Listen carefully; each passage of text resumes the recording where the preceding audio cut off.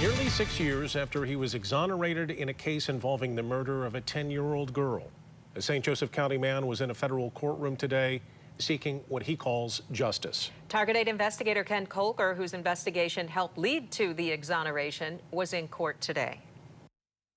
Ray McCann Jr. took the witness stand in federal court in Kalamazoo today, tearfully telling jurors how the conviction continues to ruin his life.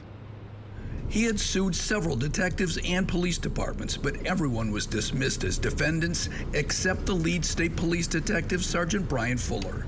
McCann, then a reserve police officer, was the lead suspect in the 2007 murder of 10-year-old Jodi Perrick in Constantine, but he was never charged in her death. 7 years later, after a cold case team reopened the investigation, he was charged with 5 counts of perjury. McCann testified today that he pleaded no contest to one of those charges back then, only because he did not think he would get a fair trial.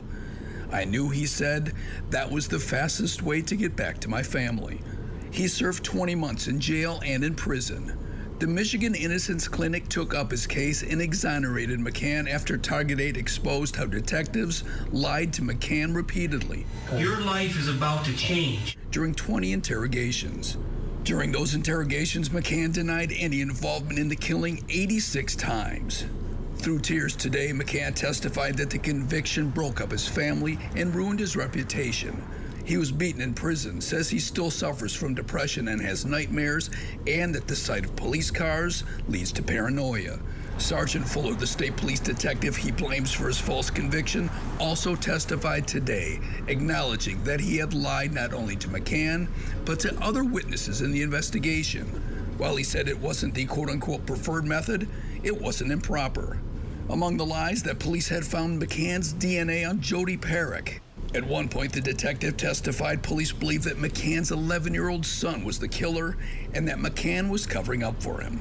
While McCann was locked up for perjury, another man, Daniel Furlong, confessed to the killing and sexual assault, telling police he acted alone. During a break in today's hearing, the detective refused to comment. Detective Fuller, Ken Kolker from Wood TV. I didn't know. Obviously, we can't have a camera in there. I just didn't know if there's anything that you might be able to say for... Not during the proceedings. I want justice. I want some closure. I want to put this behind, you know. It's gone on too long.